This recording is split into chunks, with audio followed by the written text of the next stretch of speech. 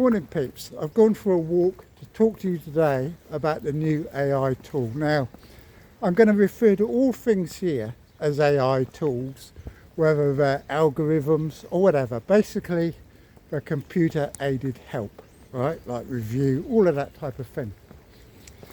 So I did that video explaining the changes this morning about us getting a new assistant manager, basically a co-pilot for Microsoft. Very generous of them, wasn't it?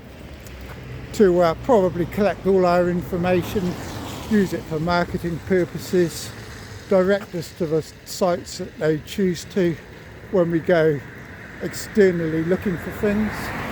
Very good of them, you know, to manipulate us in all sorts of ways that all the big American tech companies now do, you know, which is destroying the internet and probably end up destroying the planet once they've managed to turn all humans against each other, as they are currently doing all over social media. So this tool, now I'm against, like I said, I'm against all these things. I hate chess computers, I hate everything like that. But I used to play a lot of backgammon online, ruined by computer aided help and all these sort of things.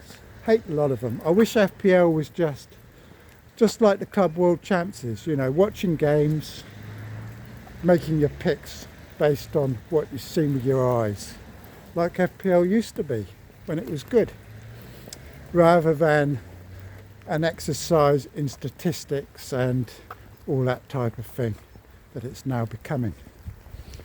So, but what's really piqued my interest this morning was the community reaction to it, which I thought was extremely hypocritical. FPL Mate went on and did a video saying it was going to be the death of the game, when he's an ambassador for Hub, who aggressively market their AI while they're seeking subscriptions. So, you know, why should he and others be able to have computer aided help but not the general population of FPL managers? To me, that struck very much hypocrisy, and that was my biggest take on today, really. Just turn around because we're getting near the main road. So that is what I'm really wound me up this morning, to be quite frank. But I think this tool is actually going to be pretty generic and pretty ho-hum gimmick, really. You're going to probably click into it and it's going to suggest 3 or 4 players for you to bring in. You know, it'd be the obvious ones. But I had an argument, well, not an argument, I was talking to that prick Gary from Let's Have a Beer, and and he was saying that FPL's a wonderful tool, review's a wonderful tool, and there are a lot of other ways that people can get their information, such as YouTube videos, you know, deadline streams, all that sort of thing, scout articles, Reddit, all these type of places that you can get your information from. But the problem is now, it's just layer upon layer of AI advice. Because, for example, you'll get a streamer, I won't name anyone in particular, you know, or mention anyone from Ireland or anything like that, but those players that are giving out their recommendations on their live streams or bringing in players, 9 times out of 10, some of them, not all of them, because 1 or 2 are very good, but a lot of them are just recommending review players because they use review. They pretty much base their entire team on review.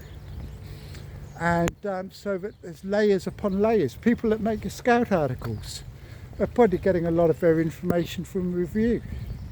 And so it just kind of builds up, like I said, layer upon layer of AI, just like the internet generally. You know, it's now bots talking to bots, isn't it? And it's slowly going down the gurgler. And we are just nothing but pawns in the big game, you know, commodities to be exploited, basically. Anyway, peeps, with that fine thought, I'm off now, so I'm going to talk to you all later anyway. But remember, you know, I mean, this is bad, this tool. We don't need it. Waste of time. And I should be focusing on other things. But the community reaction to it, I think a lot of it has come down to hypocrisy, because they just want to keep their edge over other people. But you know, that's the way it is. And like I said, if it was up to me, we'd just be watching football matches and making our picks. And I think that's why Always Cheating gave up, wasn't it? Because they said they didn't want to keep doing podcasts where they'd have to sit there and talk about statistics or stuff that was just regurgitated from FPL Review. You know, much better to talk about football. And I think, you know, that's the way to go, isn't it? Anyway, I'm off home now. So I'll talk to you all later anyway, because I'm getting funny looks on the street. And cheers for now then, peeps. Okay.